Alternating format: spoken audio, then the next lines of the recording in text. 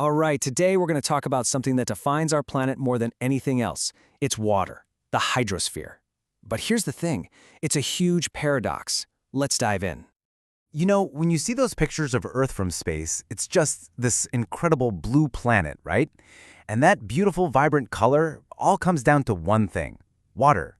It's what makes us totally unique, and as far as we know, it's the only reason life can even exist here. And wow, there is a lot of it. I mean, a full 71% of our planet's surface is covered in water. It's everywhere. The oceans, rivers, ice caps, heck, it's even in the air we're breathing right now. So with that much water everywhere, you'd think we have an endless supply, right? It's so easy to fall into that trap. But that assumption is exactly where the story gets complicated. This is where the paradox really kicks in. Okay, so let's break down that 71% because this is the really critical part. A whopping 97% of all the water on Earth, it's salt water. Can't drink it. Another 2% is completely frozen, locked up in glaciers and ice sheets. So you do the math, that leaves less than 1%. Less than 1% is the accessible freshwater that pretty much all life on land, including you and me, absolutely depends on. It's just this tiny, tiny, precious fraction. And that tiny little sliver of fresh water, well, it is under some serious pressure from what we're doing. And that brings us right to the heart of the problem. So the threats really come down to two big things. First, you've got pollution. And we're not just talking about plastic bags here. Think about nutrient pollution from farm fertilizers. That stuff runs off into rivers and basically chokes them with algae. It's a process called eutrophication. Then you have toxic stuff like mercury and copper from industry, poisoning whole water systems. And then, on the other side of the coin, there's overuse. It's pretty simple, really. Our global population is growing, and we're just drinking up water way faster than nature can possibly replenish it. So you might be asking, why is this such a big deal? Well, it's because water isn't just something that sits in a lake or a river. It's more like the planet's circulatory system. It connects everything.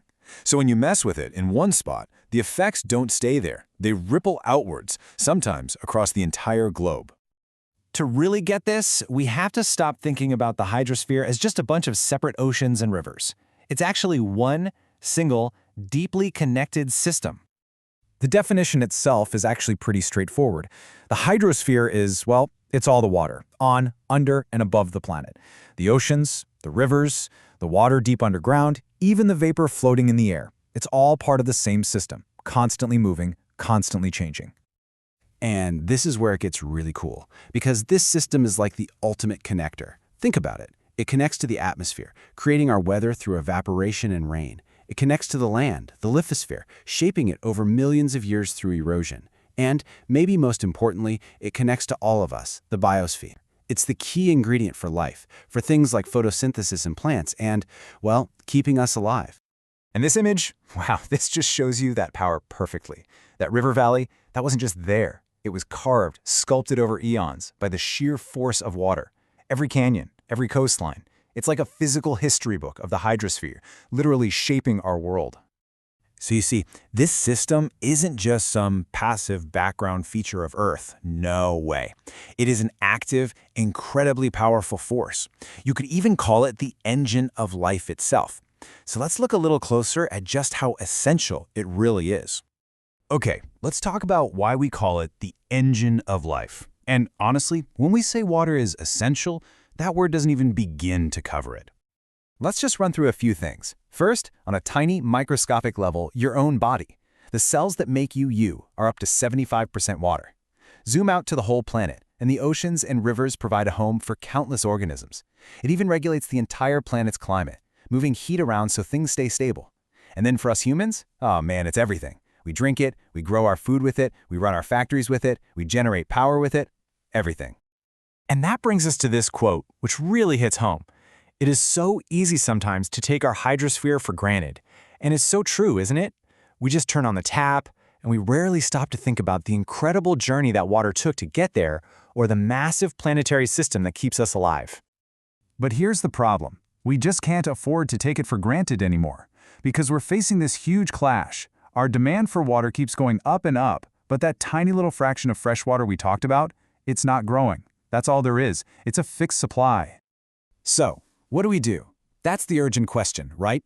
How are we going to manage this incredibly precious resource as our population keeps growing and the demand gets higher and higher?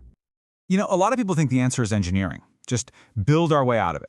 Build bigger dams, create huge reservoirs, and basically control nature to get the water where we want it. But we really have to be careful with that idea. It turns out dams are often just a band-aid on a much bigger problem, and they can cause massive, sometimes irreversible ecological damage. They completely disrupt the natural flow of rivers and the life that depends on them. And so what the source material really points to is this. The only truly sustainable answer isn't about finding more water. It's about using less. The only real way forward is to actually reduce our demand, to make sure that the precious little bit we have is enough to go around. So that leaves us with this one big final question. This whole challenge with our water, it's not just about technology or science. It's about us. It's about how we live. As our population gets bigger and that water supply stays the same, how are we going to redefine our relationship with it? How will we learn to live with what this blue planet has given us?